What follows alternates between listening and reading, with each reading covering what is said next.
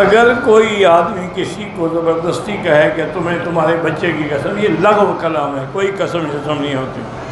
قسم وہ ہوتی ہے جو آدمی خود اپنے ارادے سے کھاتا ہے۔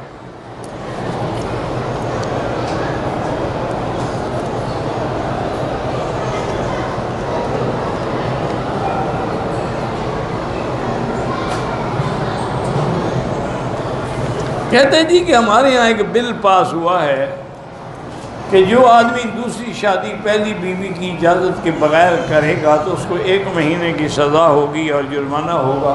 بہرحال یہ آپ کا قانون ہے، اسلام کا اس سے کوئی تعلق نہیں۔ اسلام نے نص قطعی ہے قرآن کی کہ فَانْكِحُوا مَا طَابَ لَكُم مِّنَ النِّسَاءِ مَثْنَىٰ وَثُلَاثَ وَرُبَاعَ، تم چاہے 1 شادی کرو، 2 کرو، 3 کرو، 4 کرو، تمہیں اجازت ہے۔ اور حضور پاک نے بھی فرمایا ہے کہ تم ایسی لڑکیوں سے شادی کیا کرو جو کثرت سے اولاد جن کی ہوتی ہے۔ کیا معنی پتہ ہوتا ہے نا خاندان کا کہ اس کی بہن کے اتنے بچے ہیں، اس کے بھتیجی کے اتنے بچے ہیں، کیونکہ فرمایا کہ انی مقاصر بکم الامم، تاکہ جتنی امت زیادہ ہوگی میں فخر کروں۔ یہ تو انگریزوں کے قانون ہے میرا بھائی کہ پہلی بیوی جو ہے جب تک اجازت نہ دے آدمی دوسری شادی نہیں کر سکتا۔ اسی طرح یہ بھی انگریزوں کے قانون میں ہے کہ طلاق مرد نہیں دیتا، عورت دیتی ہے۔ اور یہ بھی انگریزوں کے قانون میں ہے کہ طلاق دینے کے بعد بھی وہ اپنے خاوند کی آدھی جائیداد کی مالک ہوتی ہے۔ طلاق دے دی لیکن آدھی جائیداد بھی وہ لے گی۔ اور آپ اندازہ کریں کہ جب اتنا حلال کو مشکل کر دیا گیا تو اب یورپ میں یہ ہوتا ہے کہ کوئی نکاح کرتا ہی نہیں، نکاح کریں گے تو قانون میں پھنس جائیں گے نا، کہتے بس اسی طرح گرل فرینڈ ہے، کام تو ہو رہا ہے نا۔ جو شادی کے بعد ہم نے کام لینا ہے وہ تو اس کے بغیر بھی ہو رہا ہے، بڑے اچھے طریقے سے بلکہ ہو رہا ہے، اس لیے وہ نکاح نہیں کرتے۔ اگر ایسا سٹیج آ بھی جائے نا تو مرنے کے وقت کر لیتے ہیں تاکہ ایک دوسرے کو انشورنس مل سکے، ورنہ وہ نکاح نہیں کرتا۔ تو اب آپ کے ہاں بھی پھر یہی حشر ہو جائے گا، لوگ نکاح نہیں کریں گے، بے نکاحی عورتیں گھر میں رکھ لیں گے، اس پر تو کوئی جرمانہ نہیں نا، وہ تو جتنا مرضی ہے رکھو۔ اِنَّ لِلَّهِ وَإِنَّا إِلَيْهِ رَاجِعُونَ۔ دعا کرو اللہ رحمت کرے، اللہ رحمت کرے، اللہ اسلامی ملکوں پر اپنا عذاب رفع فرمائے۔ اب آپ کا ملک تو ایک ایسے عذاب کی گرفت میں آ گیا ہے۔ آج میں پڑھ رہا تھا کہ 163 روپے کا $1 ہو گیا، یعنی آپ یوں اندازہ کریں کہ اس ڈالر کے بڑھنے سے 880 ارب ڈالر تم پر قرضہ پڑ گیا ہے۔ آگے دیکھو کیا ہوتا ہے، یہ تو ابتدا عشق ہے، آگے آگے دیکھیے ہوتا ہے کیا۔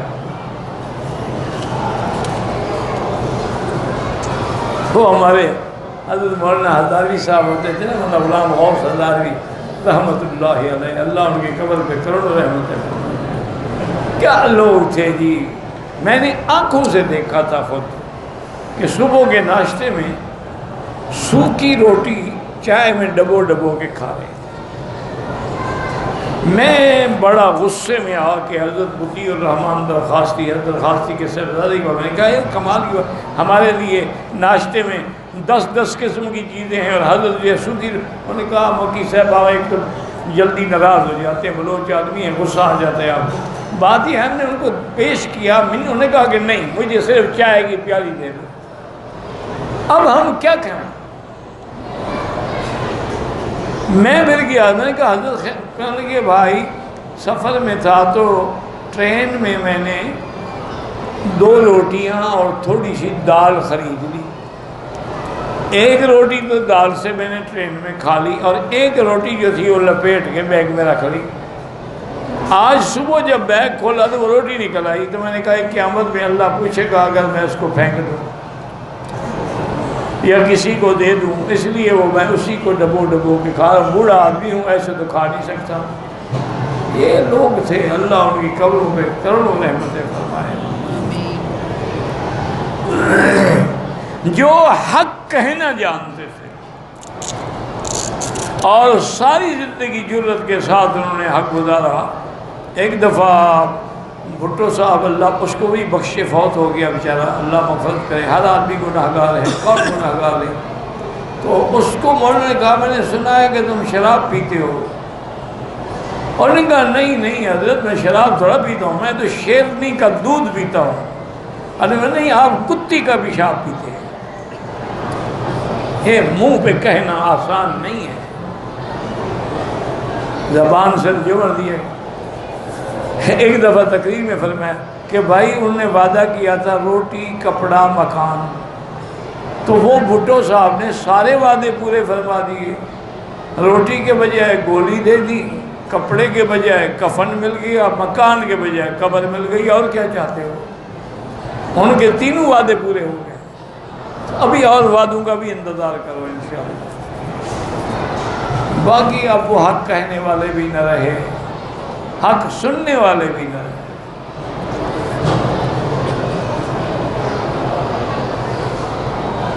یار یہ طارق جمیل صاحب کے پیچھے آپ کیوں پڑ گئے مجھے سمجھ نہیں آتی.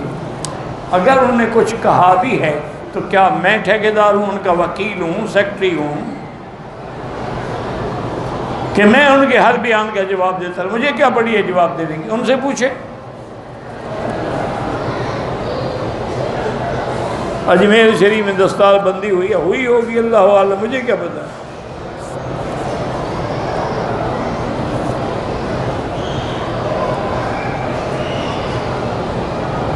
ہم بحرین میں آپ کی اہلیہ کے لیے دعائیں کر رہے ہیں, مرحومہ کے لیے, اللہ ان کو آمین, جزاک اللہ خیر الجزا. آج بھی میں ابھی آ رہا تھا, راستے میں ٹیلیفون آیا ایک بزرگ کا, انہوں نے فرمایا اسی دن سے آج تک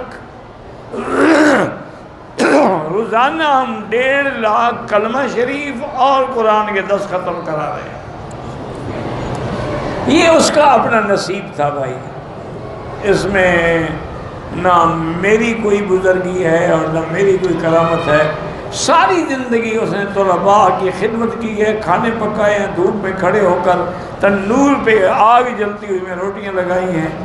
تو وہ جو خدمت کرتی رہی ہیں, یہاں بھی جب تھیں تو یہ جو لفٹ پہ ادھر ادھر مزدور کھڑے ہوتے, ان کے لیے رمضان شریف میں پراٹھے اپنے ہاتھ سے بنا کے لے آتی تھی کہ ساری کریں گے بیچارے, ان کو کون پراٹھے بنا دے گا.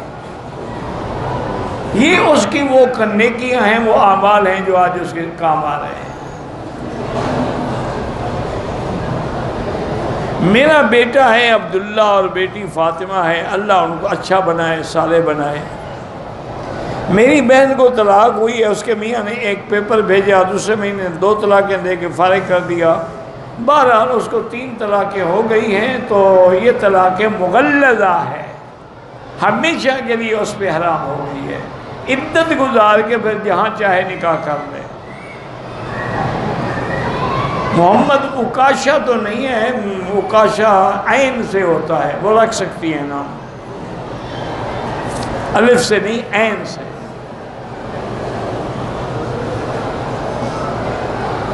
اگر کسی نے خواب میں کسی عورت سے جماع کیا, منی نہیں نکلی, تو غسل ضروری نہیں ہے, چاہے مزی ہو تو استنجا کافی. غسل تب ہوتا ہے جب منی خارج ہو. اسی لیے 2 حدیثیں ہیں نا جی. اب مشکل یہ ہوتی ہے کہ دعا کرو اللہ ہمیں بھی اور اللہ ہمارے دوستوں کو بھی حدیث پڑھنے کے ساتھ سمجھنے کی بھی توفیق دے. جیسے کہ آج کل ایک تھے تنی زندہ ہیں, ان کو بڑا غصہ تھا ہدایہ پر. ہدایہ حنفیوں کی بڑی کتاب ہے. نے کہا جی ہدایہ والے نے لکھا ہے کہ کتا منہ مار جائے تو 3 دفعہ دھونا چاہیے, حدیث میں تو 7 دفعہ دھونے کا حکم ہے, یہ حدیث کا مخالف ہے. حالانکہ یہ بات جو ہے وہ سمجھنے کی کوشش کریں کہ اللہ کے بندے تم ایسے غصے میں آ. حدیثیں 3 ہیں, ایک میں ہے کہ 7 دفعہ دھوئیں, ایک میں ہے کہ 7 دفعہ دھوئیں اور 8ویں دفعہ مٹی سے مانجیں, اور ایک حدیث میں ہے کہ 3 دفعہ دھوئیں. یہ تو تینوں حدیثیں ہیں حضور کی. اگر ہدایہ والے نے 3 والی حدیث لی ہے تو کوئی بات نہیں ہے. چونکہ ان کی تحقیق یہ ہے کہ پہلی 2 حدیثیں جو ہے منسوخ ہو چکی ہیں، تو آخری حکم جو ہے وہی 3 والا۔ اسی طرح یہ بھی 2 حدیثیں ہیں جن میں بڑا اختلاف ہو جاتا ہے۔ ایک حدیث میں ہے کہ الماء من الماء، غسل تب ہوگا جب پانی نکلے گا۔ اچھا، ایک حدیث میں ہے کہ اذا التقى الختان بالختان فقد وجب الغسل، جب آدمی کا حشفہ جو ہے عورت کے وجود میں گم ہو جائے تو غسل ہو جاتا ہے، چاہے پانی نہ بھی نکلے۔ اب امام بخاری کتنا بڑا آدمی ہے، امیر المومنین فی الحدیث ہے، رئیس المحدثین ہیں، ان کا بھی یہی مسلک تھا کہ بھئی غسل تب ہوگا جب پانی نکلے گا۔ کیا معنی؟ ایک آدمی نے اپنی بیوی سے جماع کیا، دخول بھی ہوا لیکن پانی نہیں نکلا، وہ کہتے غسل نہیں ہے۔ اب دیکھو 2 حدیثیں ہیں۔ اب امام بخاری نے بھی اپنی طرف سے تو ایک حدیث میں عمل کیا ہے نا، لیکن اللہ امام ابو حنیفہ رحمۃ اللہ علیہ کی قبر پہ کروڑوں رحمتیں فرمائے، انہوں نے دونوں حدیثوں پہ عمل کیا، اور یہ ہماری بدقسمتی ہے، جو 2 حدیثوں پہ عمل کرے وہ حدیث کا منکر ہے، اور جو ایک پہ کرے وہ پکا اہل حدیث ہے۔ ہم اس کا کیا کریں؟ امام صاحب یہ کہتے ہیں کہ اگر جاگتے ہوئے میاں بیوی نے جماع کیا اور حشفہ غائب ہو گیا تو غسل ہو جائے گا، چاہے پانی ہو یا نہ ہو۔ اس حدیث پہ بھی عمل ہو گیا۔ وہ فرماتے ہیں کہ الماء من الماء کا ہے کہ نیند کی حالت میں اگر ایک آدمی نے جماع کیا اور صبح کپڑے پر کوئی پانی نہیں تھا تو غسل نہیں ہوگا۔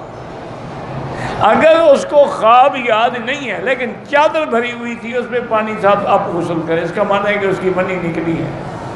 تو دونوں حدیثوں پہ عمل ہو گیا۔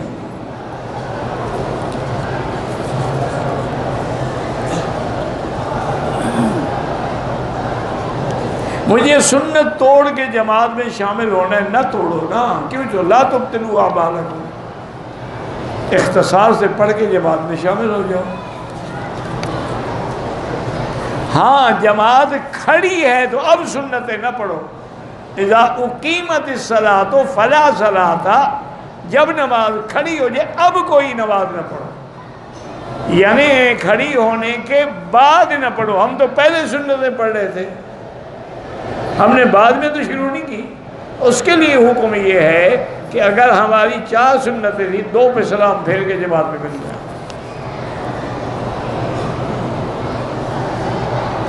میرا بیٹا جیل میں بے گناہ ہے، اللہ اس کو رہائی عطا فرمائے، اللہ ہر بے گناہ کو رہائی عطا فرمائے۔ میرا بھائی آج کل تو جیل جاتے ہی بے گناہ ہیں، گناہ گار کہاں جیل جاتے ہیں؟ ان کے بڑے ہاتھ ہوتے ہیں، بڑے لمبے ہاتھ ہوتے ہیں۔ وہ ایک صابری صاحب تھے نا جی، جو شاعر بھی تھے بہت بڑے، تو انہوں نے آپ کے ملک کے بارے میں ایک نظم لکھی تھی کہ پاکستان کا مطلب کیا، ہر گلی ہر کوچے میں یہ چرچا تھا، پاکستان کا مطلب کیا، لا الہ الا اللہ، اس لیے بنا پاکستان۔ انہوں نے کہا لیکن جب یہ بن جائے گا پھر کیا ہوگا؟ فرمایا چاروں طرف پیمانے ہوں گے، گردش، چاروں طرف میخانے ہوں گے، گردش میں پیمانے ہوں گے، تلوار کے نیچے رندوں کے رندانے ہوں گے۔ آج وہی ہو رہا۔ انا للہ و انا الیہ، دعا کریں جو بے گناہ ہیں اللہ ان سب کو رہائی عطا فرمائیں، اور جو حاکم وقت ہیں اللہ ان کو صحیح فیصلے کرنے کی توفیق عطا فرمائے۔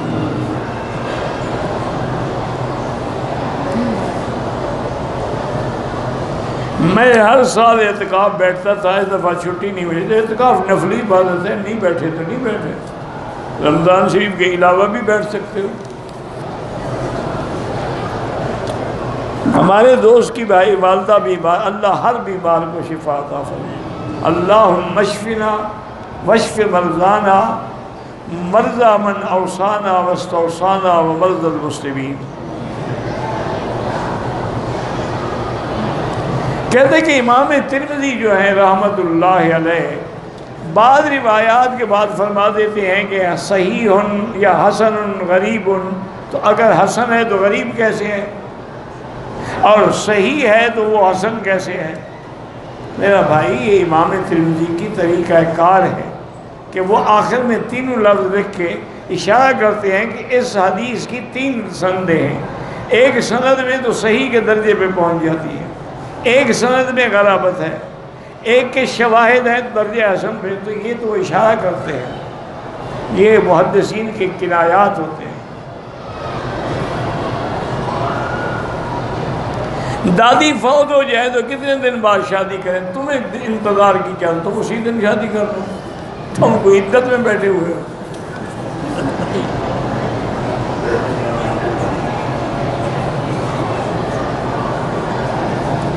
حاجی قربانی پاکستان میں کر سکتا ہے، حج کی بکری مکے میں دے گا۔ حج کی بکری الگ ہے، قربانی الگ ہے۔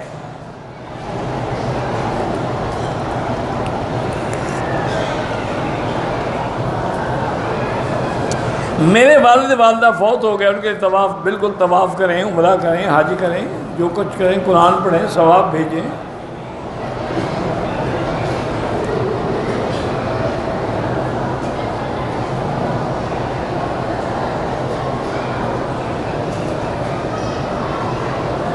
پتہ نہیں، میری بیوی ہے وہ میک اپ سنگار کرتی ہے، اچھی بات ہے، میک اپ سنگار کرتے، تم کیا کہتے ہو؟ ڈین بن کے گھر میں بیٹھی رہے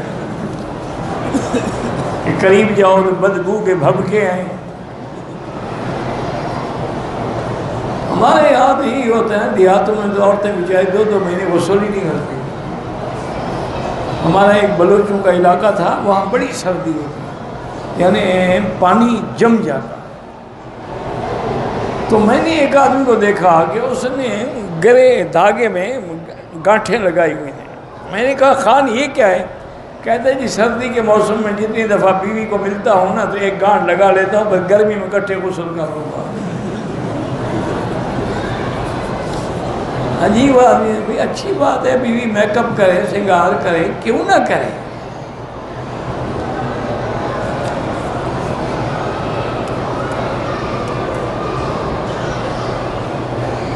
بھائی مجھے پرائز بانڈ کا پتہ ہی نہیں ہے تو میں کیا فتویٰ دے سکتا ہوں؟ جب تک پتہ نہ ہو کہ پرائز بانڈ کا کیا اس کا معلومات ہیں، اس کی پوری تفصیل کیا ہے، میں نہیں بتا سکتا۔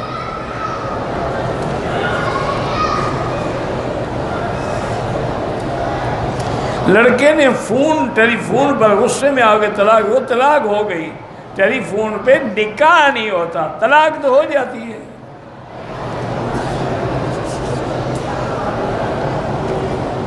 ہم حنفی مسلک کے دوسرے امام کی پیروی کر سکتے ہیں، اپنے امام میں کون سا تم نے نقص ڈھونڈ لیا ہے کہ اب دوسرے امام کے پیچھے جا رہے ہو؟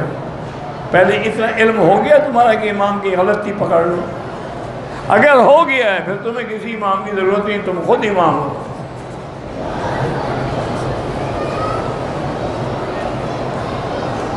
کہتے کہ جہاں بہت سارے لوگ کہتے ہیں کہ مسجد عائشہ سے عمرہ نہیں، بھائی جو کہتے ہیں وہ جانیں، حنفی مسلک میں اور امام شافعی کے نزدیک عمرہ ہوتا ہے، جن کے نزدیک نہیں ہوتا وہ نہ کریں۔ حرمین میں بھی نمازی کے آگے نہ گزریں، مجبوری ہو تو سجدے کی جگہ سے دور ہو کے گزر جائیں۔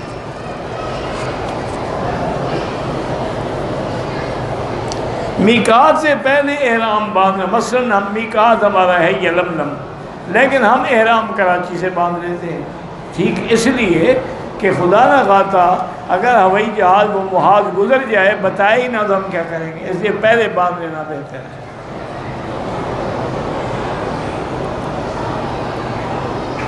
مولانا سعید احمد پالن پوری بہت بڑے عالم ہیں، ان کی شرح پڑھ سکتے ہیں، بہت بڑے اللہ والے تھے، ان کے بیٹے ہیں شاید پہلے تو فوت ہو گئے، مولانا عمر صاحب پالن پوری۔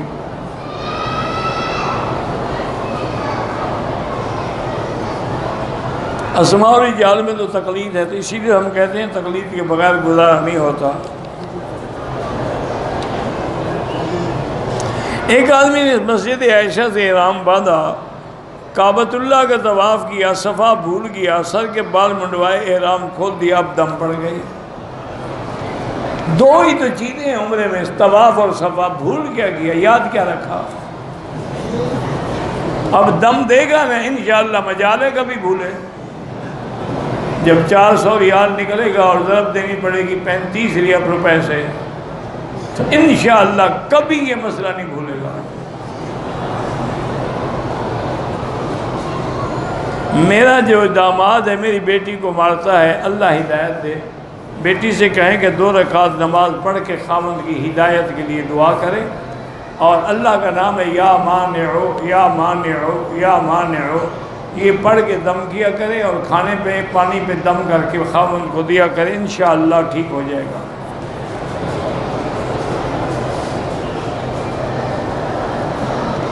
میں جس گاؤں میں رہتا ہوں 6 مہینے کے بعد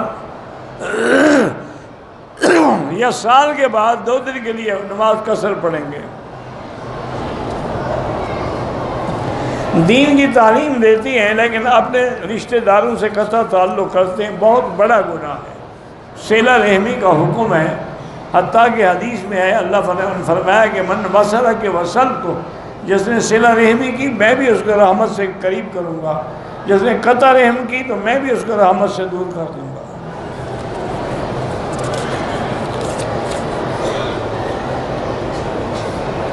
استغفار بھی کرو، تیسرا کلمہ بھی پڑھو، یہ ساری نعمتیں ہیں۔ نماز چاشت یا اوابین بہت بڑی فضیلت ہے۔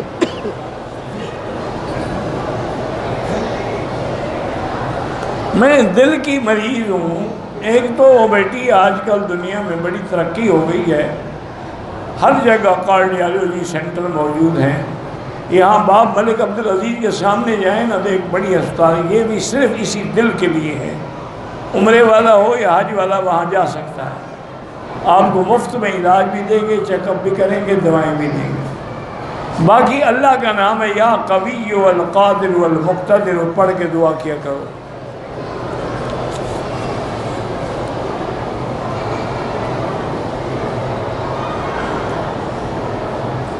لڑکی اور لڑکے کے والدین نے نکاح کے لیے زبان دے دی، لڑکی بالغ ہونے کے بعد انکار کر سکتی ہے۔ انکار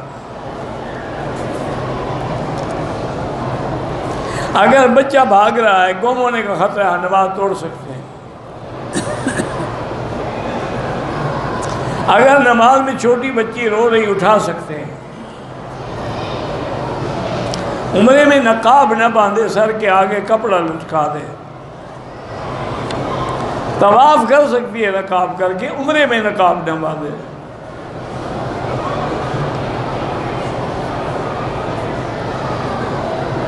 کہتے کہ ہم عورتوں نے اللہ کے ساتھ دل کی اصلاح کرنی ہو تو کیسے کریں؟ عورتوں میں بھی ایسی عالمہ صالحہ فاضلہ موجود ہیں، ان کی صحبت رکھیں، نہ ہو تو اللہ والوں کی کتابیں پڑھیں۔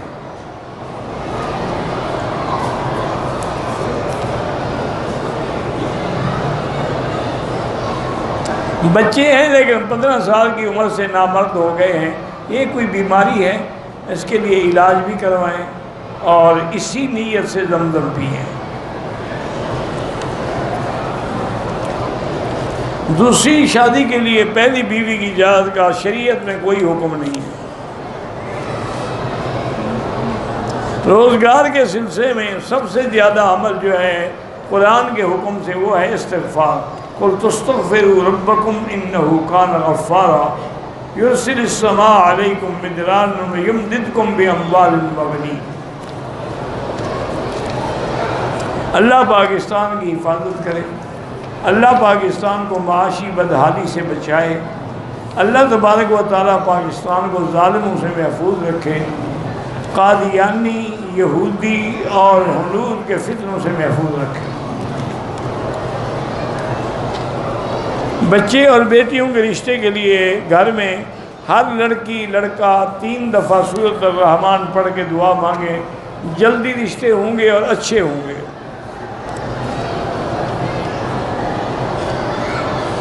ایک آدمی کے حرام مغز کے ساتھ ٹیومر تھا، آپریشن ہوا ہے، اللہ شفا عطا فرمائے۔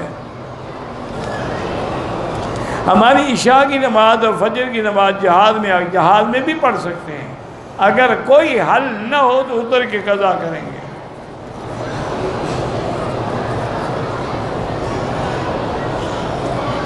جنازے میں امام تیسری تکبیر میں ہے تو وہ بھی تیسری تکبیر سمجھ کے دعا شروع کر دے۔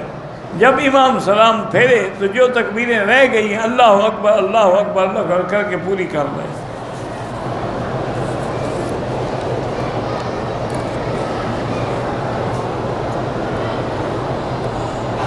اگر رزق اللہ تقسیم کرتے ہیں، اسی طرح کوئی آدمی گھر میں بیٹھ جائے کہ اللہ رزق دے گا، یہ ناجائز ہے، اس کو حرکت کرنی ہوگی، پھر برکت ہوگی۔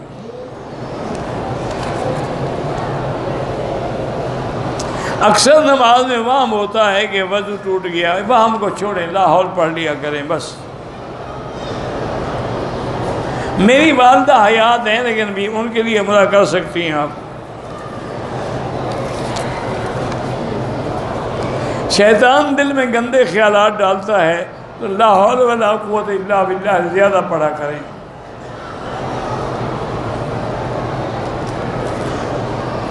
اگر آدمی بیوی کے ساتھ گپ شپ کرے اور مزی نکل آئے، بہرحال مزی نکل آئے، وہ جگہ کپڑے کی دھو ڈالے اور وضو کر رہے۔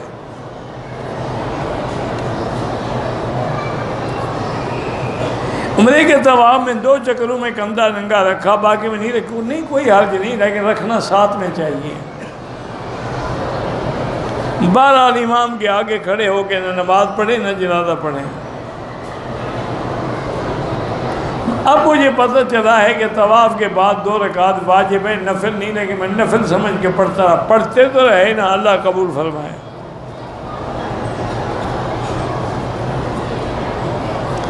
میں نے صفا مروا دوڑ لیا، حل کرنے کے لیے جا رہا تھا کہ تھوڑی دیر کے لیے سر پہ کپڑا رکھ لیا، کچھ بھی نہیں ہوتا۔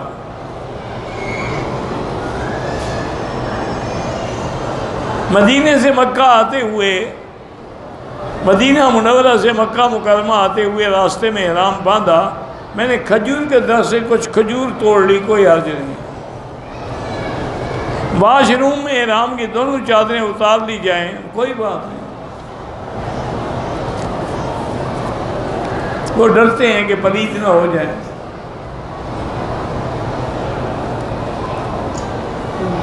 عورتیں مقام پر بھی مسجد میں نماز پڑھ سکتی ہیں لیکن گھر پڑھیں تو افضل ہے۔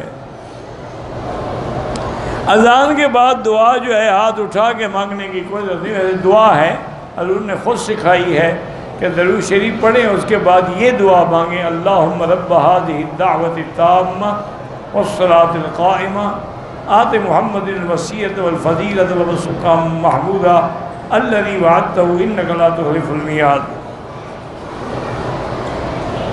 رفع یدین کریں تو جائز ہے، نہ کریں تب بھی کوئی بات نہیں، نہ فرض ہے نہ واجب ہے۔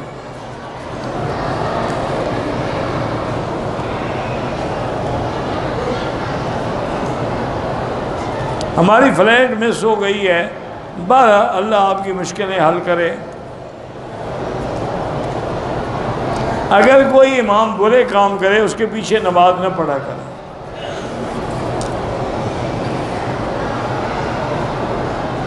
ایک بچے کی عمر 15 سال ہے، ماں اس کی ساتھ آ سکتی ہے، 15 سال کا بچہ جوان ہے، بالغ ہے، وہ اپنی ماں کا محرم ہے۔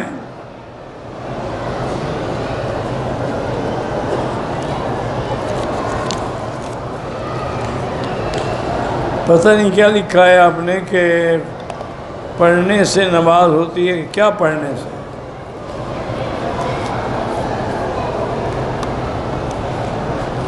آپ نے میری گھر والی کی وفات پہ افسوس کہ اللہ آپ کی جزائے خیر دے۔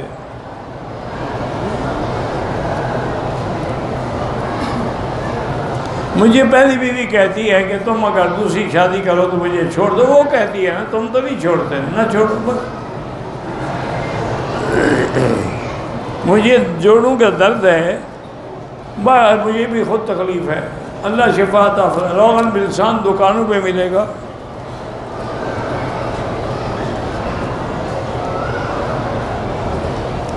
ہمارے گھر میں 2 دن سے متواتر بچیوں کے کپڑے صبح کو پھٹے ہوتے ہیں، اس کا ہونٹ جلا ہوا تھا۔ بہرحال یہ کوئی شیطانی اثرات ہیں۔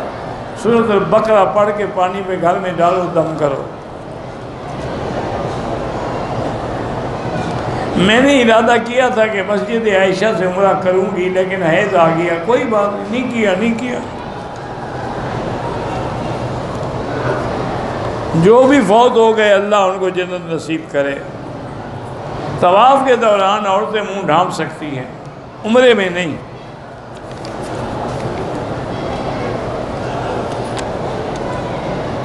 بہرحال بہت سارے علماء انبیاء کے وسیلے کے قائل ہیں۔ وہ کہتے ہیں انبیاء جب حیات ہیں تو حیات کا وسیلہ جائز ہے، لیکن احتیاط اسی میں ہے کہ سیدھی اللہ سے دعا مانگو۔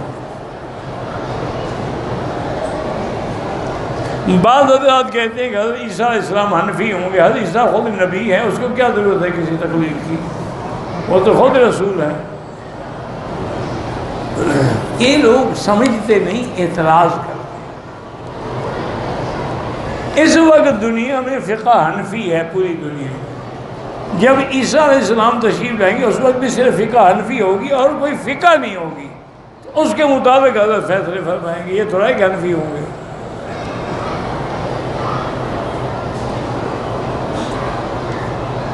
بالکل جہاد فرض عین ہے ان پر جو کافر جن پہ ملک پر چڑھائی کریں۔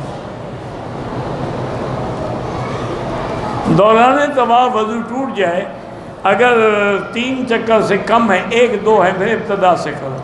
3 چکر پورے ہو گئے تو پھر انشاءاللہ وہیں سے کر لو۔ میں نے نہیں پڑھی کہ 50 طواف کرو تو کیا فضیلت ہے۔ اگر تمتع والا شوال میں 1 کے بجائے 2 3 عمرے کر لیں کوئی حرج نہیں، جائز ہے۔ اگر مسجد عائشہ سے احرام باندھ کے آئیں، موزے نہ پہنیں، موزے پہننا جائز نہیں ہے احرام میں، کھلی ہوئی چپل پہن سکتے ہیں۔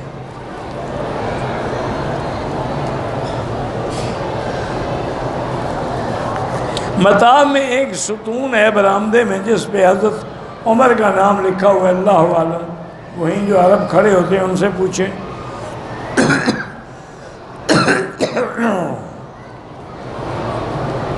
آب زمزم کھڑا ہو کے پئیں تو جائز ہے، بیٹھ کے پئیں تو جائز ہے۔ وطر میں اگر دعائے قنوت بھول جائیں تو حنفی مسلک میں سجدہ سہو ہے، اور سجدہ سہو بھی نہ کرے تو دوبارہ پڑھے۔ عورتیں زمین سے مل کے سجدہ کریں، جتنا پردہ ہوگا ثواب زیادہ ہوگا۔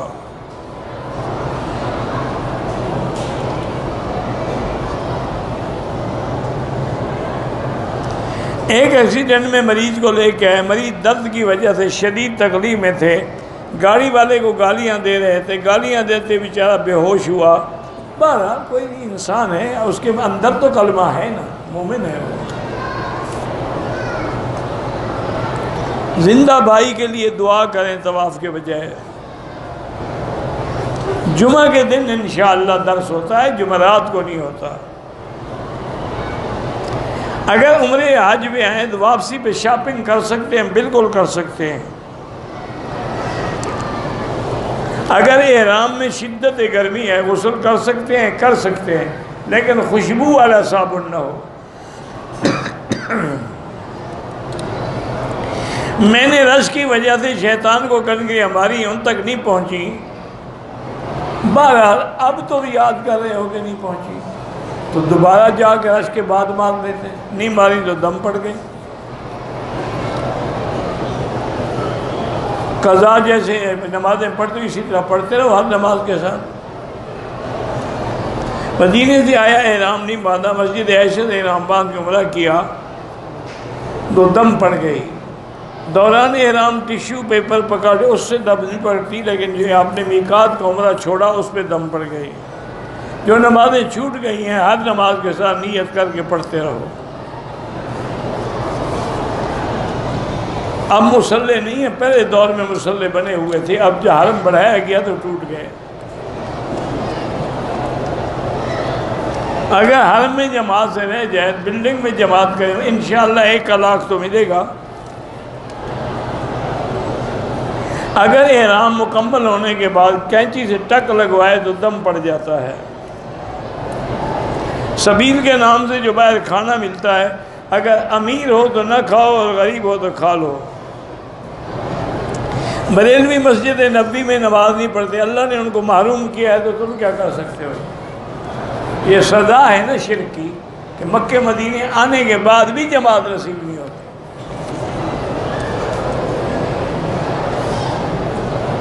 مطاف طواف کی جگہ عمرہ ہے، واللہ اعلم۔ اللہم صلی علی سیدنا محمد وعلی آل سیدنا محمد وبارک وسلم۔ اللہم انت ربی لا الہ الا انت الاحد الصمد الفرد الذی لم یلد ولم یولد ولم یکن لہ کفوا احد۔